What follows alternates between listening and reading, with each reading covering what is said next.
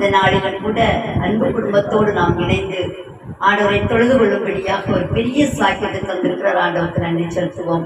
அன்பு பிள்ளை மோசஸை நாம் மனதார வாழ்த்துகிறோம். இந்த நாளிலும் கூட நாம் திருமறையிலிருந்து சில காரியங்களை உங்கள் முன்பதாக நாம் வைக்க ஆசிக்கின்றேன். அதற்கு முன்பதாக 128ஆம் சங்கீதத்தை நாம் வாசிப்போம். கர்த்தருக்கு பயந்து அவர் வழியில் நடக்கிறவன் எவனோ அவன் பாக்கியவான். உன் கைகளின் பிரயாசத்தை நீ சாப்பிடுவாய், உனக்கு பாக்கியமும் நன்மையும் உண்டாயிருக்கும். உன் மனைவி உன் வீட்டோரங்களில் கனிதரும் திராட்சை கொடியை போலிருப்பாள். உன் பிள்ளைகள் உன் பந்தியை சுற்றிலும் ஒலிவ மர கன்றுகளை போல் இருப்பார்கள். இதோ கர்த்தருக்கு பயப்படுகிற மனுஷன் இவ்விதமாய் ஆசீர்வதிக்கப்படுவான். கர்த்தர் சீயோனில் உன்னை ஆசீர்வதிப்பார். நீ ஜீவனுள்ள நாளெல்லாம் எருசலேமின் வாழ்வை காண்பாய். நீ உன் பிள்ளைகளின் பிள்ளைகளையும் இஸ்ரவேலுக்கு உண்டாகும் சமாதானத்தையும் காண்பாய் என்பது 127ஆம் சங்கீதத்தில் வாசிக்கிறோம். இதோ பிள்ளைகள் கர்த்தரால் வரும் சுதந்திரம், கற்பத்தின் கனி அவரால் கிடைக்கும் பலன். இந்த நாளிலும் கூட அன்பு மகனுடைய பிறந்த நாளை முன்னிட்டு நாம் உறவுகளாக, அயலகத்தாராக, திருச்சபையாக நாம் ஒன்றிணைந்திருக்கிறோம். இது கர்த்தர் நம்முடைய வாழ்க்கையில் தந்த பெரிய ஒரு சாகியம். ஹல்லேலூயா. கர்த்தர் பெரியவர். இந்த நாளிலும் கூட நாம் இந்த இடத்திலே ஒன்று கூடுவது ஆண்டுடைய அநாத தீர்மானம் திட்டம். காலை நேரத்திலும் கூட எங்கள் இல்லத்திற்கு ஐயாவும் அம்மா வந்தபோது அவர்கள் அழைத்தார்கள். இன்னைக்கு நாளை தினத்திலே எங்கள் திருச்சபையின் ஆண்டு விழா நீங்கள் அனைவரும் அறிந்ததே. அதனால நிறைய வேலை, ஆனாலும் கூட என்னால மறுப்பு சொல்லவே முடியவில்லை. நான் வரணும் அப்படின்னு சொல்லிட்டு நாங்கள் வாக்கு கொடுத்தோம். அதன்படியாக இந்த நாளில் உங்களோடு நாம் கலந்து ஆண்டவரை தொழுது கொள்ளும்படியாக இந்த நல்ல தருணத்தை ஆண்டவர் தந்தபடியாக நன்றி செலுத்துவோம். கர்த்தர் குடும்ப வாழ்வை நமக்கு அமைத்து தருகிறவர் அவர் ஒருவர் தான். இந்த திருமறை வசனத்தை நாம் வாசிக்க கேட்ட 128ஆம் சங்கீதத்தை நாம் திருமண நாளில் கேட்டிருப்போம். அதற்கு பின்பதாக நம்முடைய வாழ்வு எப்படியாக அமைய வேண்டும் என்று சொல்லி சங்கீதக்காரன் தொடர்ந்து வருகிற வசனங்கள் மூலமாக நமக்கு கற்றுத் தருகிறார். 4 காரியங்களை மாத்திரம் உங்களுக்கு சொல்லி நான் கடந்து செல்ல ஆசைக்கின்றேன். எல்லாருடைய பிறந்த நாட்களிலும் நாம் நினைவு கூற வேண்டியது, ஒருவேளை நம்ம எத்தனை பேருக்கு நம்முடைய பிறந்த நாள் தெரியும் தெரியாது என்று தெரியவில்லை. எல்லாருக்கும் தெரியுமா? தெரியும். தெரியும். இப்ப என்ன தெரிந்துதான் ஆக வேண்டும். ஆதார் கார்டு எல்லாருக்கும் வந்துருச்சு. அதுல எல்லாருடைய நம்முடைய பிறந்த நாளும் இருக்கும். 1000 பேர் ஒன்று போல் இருக்கலாம், ஆனால் எண் மாறி மாறி வரும் இல்லையா? அதனால அவருக்கு கர்த்தர் ஜென்ம நாளை முன்குறித்திருக்கிறார். அவர் தான் இந்த உலகத்திலே நம்மை பிறப்பிக்க வைக்கிறவர் என்று சொல்லி சங்கீதக்காரனே நமக்கு சொல்லுகிறார். அவர் நினைச்சுகிறார், நம் தாயின் கருவில் உருவாவதற்கு முன்னே அவர் என்ன செய்கிறார்? எல்லாவற்றையும் திட்டமிட்டு செய்கிறவர். நம்ம நினைச்சிட்டு இருக்கிறோம், ஆண்டவர் எனக்கு எந்த காரியத்தையும் செய்யவில்லை, என் மூலமாக ஆண்டவர் என்ன காரியத்தை நடப்பிக்க முடியும் என்று சொல்லி. ஆனால் ஆண்டோடைய திட்டம், அநாத தீர்மானத்தை நாம் மாற்றவும் முடியாது, மறக்கவும் முடியாது. இந்த இடத்தில் நாம் கூடியிருப்பது ஆண்டோடைய அநாத தீர்மானம். இந்த நாளிலே நாம் ஒன்றிணைந்திருப்பது ஆண்டோடைய சுத்த கிருபை என்று சொல்லி ஆண்டவருக்கு நன்றி செலுத்துவோம். இந்த பிறந்த நாள் நாம் ஒவ்வொருவரும் அனுசரிக்கும் போதும் நம்முடைய வாழ்வு ஆசீர்வாதமாய் அமைய வேண்டும் என்று சொல்லி நாம் யோசிக்கிறோம். ஒருவேளை ஒவ்வொருடைய பிறந்த நாளும் நாம் கடந்து வரும்போது யோசிக்கிறோம், பல பிரச்சனைகளை இந்த வருஷம் நான் கடந்து வந்துட்டேன், கடவுளே புதிய வருஷத்துல வரேன், இதான் எனக்கு ஆசீர்வாதமாக அமையாதா என்று சொல்லி பல கேள்வி கணைகளோடு இருக்கிற நமக்கு ஆண்டவர் இந்த நாள்ல நமக்கு கற்றுக் கொடுக்கிற பாடங்களை சங்கீதம் 71ஆம் சங்கீதம் 6 முதல் 8 வசனங்களை உள்ளடக்கியதாக காணப்படுகிறது. ஆண்டவர் எப்படிப்பட்டவராய் நாம் ஒவ்வொருடைய வாழ்விலும் நடப்பிக்கிறார், நடத்துகிறார், நடத்துவார். எல்லா சூழலுக்கும் அவர் ஏற்றவர். ஒருவேளை நாம் நினைக்கலாம், ஏதோ ஒரு நாள் செய்துவிட்டு கடந்து செல்கிறவர் நம்முடைய ஆண்டவர் அல்ல. ஒருவேளை உலக பிரகாரமான நண்பர்கள் செய்வேன் என்று சொல்வார்கள், செய்தேன் என்று சொல்வார்கள், செய்வேன் என்று சொல்லி கட்டளை கொடுப்பார்கள். ஆனால் கால சூழல்கள் மாறும்போது அதெல்லாம் காற்றாய் பறந்துவிடும்.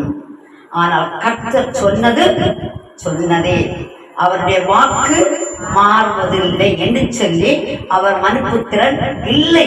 வாக்கு மாறுவதற்கு அவர் யார் இல்லை, மனுஷன் அல்ல, மனுஷங்க மாறி மாறி பேசுவாங்க, ஆனா கர்த்தரோ வாக்கு மாறாதவர் என்று சொல்லி நம் ஆண்டவர் நமக்கு இந்த நாள்ல கற்றுக் கொடுக்கிறார். நம்முடைய ஒவ்வொரு பிறந்த நாளும் நாம் நினைக்க வேண்டிய காரியம், முதலாவது நான் தெய்வீக படைப்பு. அது எப்படிப்பட்டவர்களா இருக்கலாம்? இந்த உலகத்துல ஆண்டவருடைய திட்டம், அவருடைய படைப்பை நீங்க யோசித்து பார்க்கவே முடியாது இல்ல. நம்மலாம் இப்ப ஆதார் கார்டுக்காக நம்முடைய கை விரல் ரேகையை வைக்கிறோம் இல்லையா, கண்ணை வைக்கிறோம் இல்லையா, கண்ணுல கூட ஒரு போட்டோ எடுக்கிறாங்க. ஆனா எவ்வளவு நல்லவர்! யாரையாவது ஒன்னே மாதிரி படைச்சு வச்சிருக்கிறாரா? யாரையாவது? இல்ல இல்ல, ஏதோ ஒரு மாதிரி ட்வின்ஸா இருக்கிறாங்க. ஒரே கருவறையில 2 முட்டைகள் ஃபார்ம் ஆகி பிள்ளைகள் பிறக்கிறாங்க, 2 பிள்ளைகள் பிறக்கிறாங்க. ஆனால் அதிலும் கூட இருக்கிறாங்க. ஆண்டவர் வித்தியாசத்தை வைத்திருக்கிறார். நம்முடைய ரேகையை வைத்து இன்னொருவர் பணமோ பரிவாட்டமோ செய்ய முடியாது. எவ்வளவு நல்லவர்! கர்த்தரை தெய்வமாய் கொண்ட ஜனம் பாக்கியம். நம்ம பாக்கியம் பெற்றவங்க. என்ன நினைச்சிட்டு இருக்கிறோம்? நான் ஒண்ணுக்கும் இல்ல, பிரயோஜனமே இல்ல, என்ன எல்லாரும் ஏதோ பாக்குற மாதிரி பாக்குறாங்க, எனக்கு அழகு இல்ல, சௌந்தரியம் இல்ல அப்படின்னு நம்ம பல கேள்வி கணக்குகளோடு வாழ்கிறோம். அவனுடைய படைப்பு அளவிட முடியாது. ஒன்னே ஒண்ணு சொல்லணும், என்னை போல யார் இன்னொருவர் இல்லை. கர்த்தர் இவ்வளவு பெரியவர்களா நம்ம யோசித்து பார்த்துருக்கிறோமா? என்ன செய்யறோம்? ஐயோ அவங்க எல்லாம் அழகா இருக்கிறாங்களே, அவங்கெல்லாம் எப்படி இருக்கிறாங்களே, அவங்க கண் அப்படி இருக்கே, எனக்கு அப்படி இருக்கே. ஒன்று நினைத்துக் கொள்ளுங்கள், ஆண்டவர் நம்ம இந்த காலத்தில் இந்த சூழலில் இப்படிப்பட்ட உருவில் படைத்திருக்கிறார் என்று சொன்னார். அவருடைய திட்டம் இல்லாமல் ஒன்றுமில்லை. கட்டையோ நெட்டையோ குண்டோ மெலிந்தோ கருப்போ சிவப்போ வெள்ளையோ எக்ஸெட்ரா எக்ஸெட்ரா எதுவா இருந்தாலும் ஆண்டவருடைய படைப்பு, ஆண்டவரால் படைக்கப்பட்டவர்கள் நம். அதனால்தான் சங்கீதக்காரன் சொல்றார், என் தாயின் கருவில் உருவாக்கினவர் நீர், அவர்தான் நம்மை உருவாக்கினவர் என்று சொல்லி அறிந்து கொள்ள அழைக்கப்படுகிறோம். சங்கீதம் 100 சங்கீதம் 3ஆம் வசனம் வாசிக்கிறோம். யார வாசிக்கலாமா? சங்கீதம் 100. கர்த்தரே தேவன் என்று அறியுங்கள், நாமல்ல அவரே நம்மை உண்டாக்கினவர். அவரே நம் மேய்ச்சலில், அவர் மேய்ச்சல் நாடுகளுமாய் இருக்கிறோம். யாரால் உருவாக்கப்பட்டிருக்கிறோம்? ஆண்டவரால். என்னன்னு சொல்ல போறோம்? ஆண்டவரே, நீர் தான் என்னை இந்த உலகத்தில் படைத்தவர், நீரே படைப்பாளர், இந்த உலகத்தில் வாழ வைக்கிறவரும் நீர், வாழ்விக்கிறவரும் நீர் என்பது அறிந்து கொள்ள வேண்டும். இரண்டாவதாக, ஆண்டவர் பாதுகாக்கிறவர். உலகத்துல ஒவ்வொரு நாளும் எவ்வளவு அசம்பாவித தன்மைகளை எல்லாம் பார்க்கிறோம்ல. ஒவ்வொருவரும் வீட்டை விட்டு கிளம்பும் போது இந்த நாள் நன்னாளாய் அமைய வேண்டும் தான் கடந்து செல்றாங்க. ஆனா எத்தனையோ பிரச்சனைகளை அந்த நாள்ல அவங்க சந்திக்கிறாங்க. ஆனால் ஆண்டோடைய பாதுகாப்பு நம்முடைய வாழ்க்கை இல்லை என்றால் ஒன்றுமே இல்லை. நாம் நடந்தாலும் படுத்திருந்தாலும் எங்கு சென்றாலும் அவர் தான் நம்மை நடத்துகிறவர். அதனால்தான்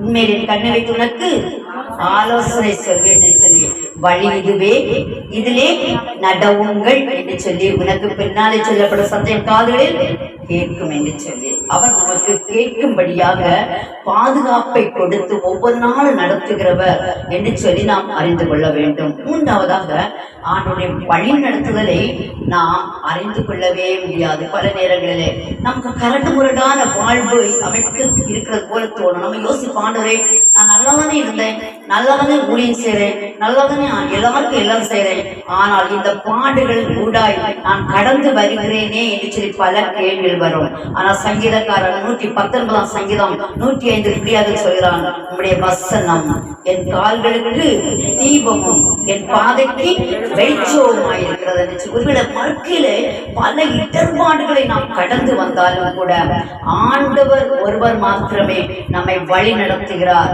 அவர் ஒருவரே நம்மை கரம் பிடிக்கிறார் என்பதை நாம் அறிந்து கொள்ள வேண்டும்.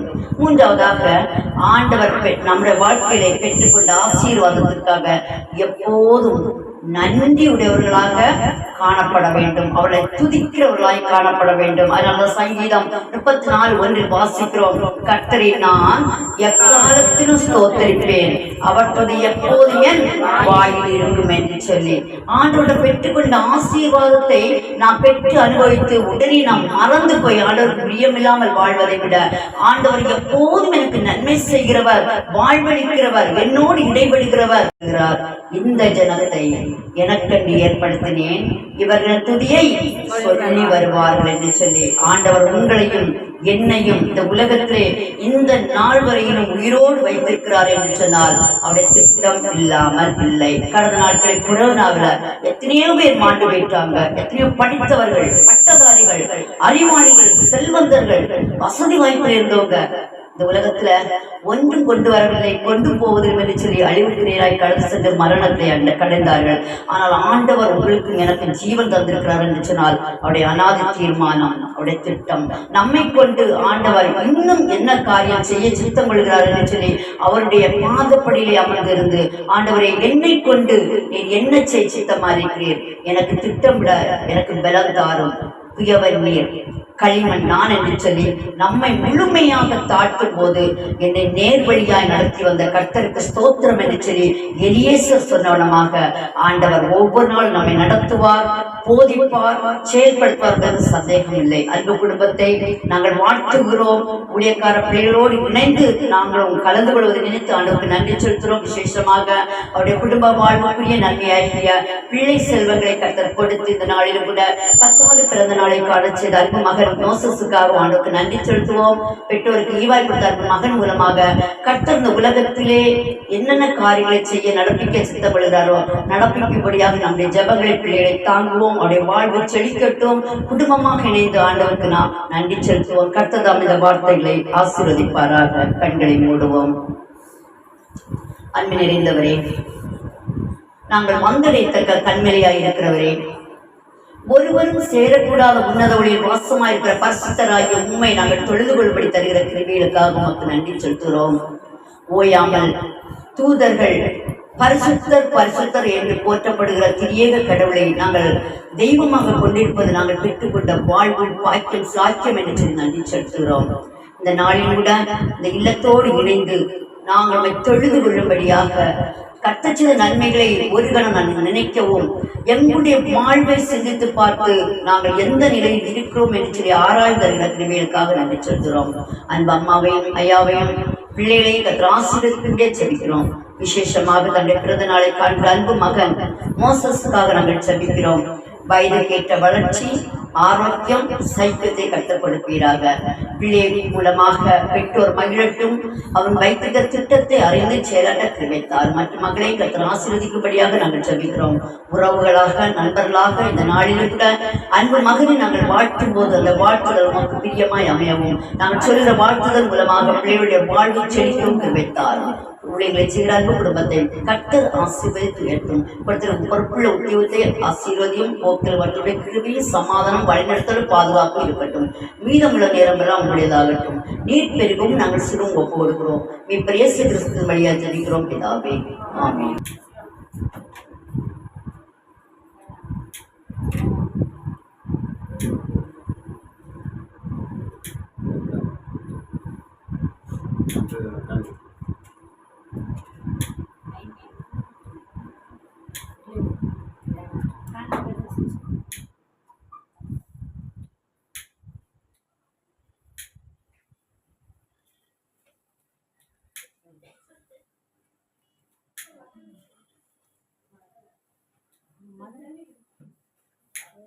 மதன் அம்மா இருக்காங்க.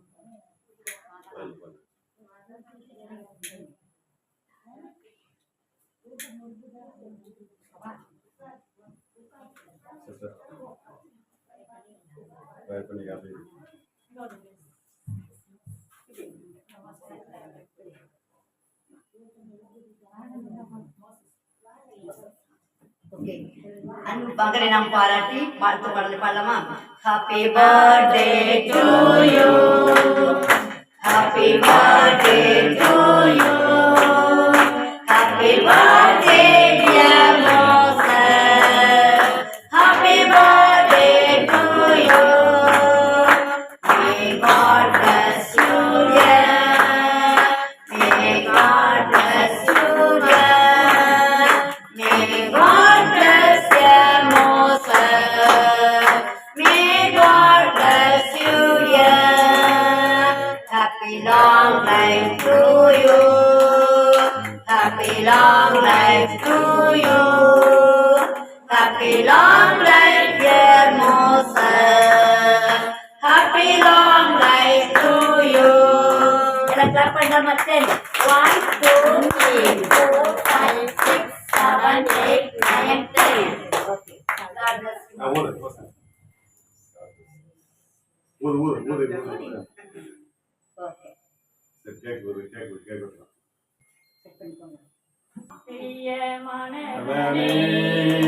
உன்னாத்துமா வாழ்வது போல் நீ எல்லாவற்றிலும் வாழ்ந்து சுகமாயிரு மகனே, பிரியமானவனே. உன்னாத்துமா வாழ்வது போல் நீ எல்லாவற்றிலும் வாழ்ந்து சுகமாயிரு மகனே. வாழ்க்கை என்பது போராட்டமே, நல்லதொரு போராட்டமே. வாழ்க்கை என்பது போராட்டமே, நல்லதொரு போராட்டமே. ஆவிதரும் பட்டயத்தை, ஆவிதரும் பட்டயத்தை எடுத்து போராடி வெற்றி பெறு, எடுத்து போராடி வெற்றி பெறு. பிரியமானவனே, உன் ஆத்துமா வாழ்வது போல் எல்லாவற்றையும் வாழ்ந்து சுகமாயிரு மகனே. என்று சொல்லி இந்த நாளில் நாங்கள் அறிக்கையிடுகிறோம், உணர்கிறோம், செயல்படுகிறோம். எங்களோடு இடைவிடும், எங்களோடு தொடர்ந்து பேசும். நாங்கள் செய்ய வேண்டிய கடமைகளை செய்யவும், செவ்வனை இந்த உலகத்தில் நடக்கவும் வாழவும் கற்றுத்தாரும். நமக்கு பிரியமாக எல்லாவற்றும் நடந்திருக்க வைத்தார். மறுபடியும் அன்பு பிள்ளை மோசஸ் சமத்தில் கொடுக்கிறோம். கற்றுத்தாமி ஆசீர்வதியும், புதிய நன்மைகள், புதிய ஆசீர்வாதங்கள் நான் இந்த வருடம் நிறைந்து காணும்படி இறக்கம் பாராட்டும். குற்றுடைய பாதுகாத்தோம். நீ பிரேசு கிறிஸ்து வழியாக ஜெபிக்கிறோம் பிதாவே. ஆமே. யாவரும் சேர்ந்து சொல்லுவோம். பரமடலில் இருக்கிற கிறிஸ்தவதாக ராஜ்யம் வருவதாக, நிச்சயமுடைய செய்யப்படும் போகிற பொருள் செய்யும். ஆண்டவர்கள் அப்பதை எங்களுக்கு தாரும். எங்களுக்கு விரோதமாய் குறைச்செயல்களை மன்னிக்கிறது போல தேடி குற்றங்களை எங்களுக்கு மன்னியும். எங்கள் சோதனை பிரவேசிக்க நாமத்தையும் ரசித்துக் கொள்ளும். ராஜ்யம் பலமை மயமின் மெனடை குறைவுகளே. ஆமே.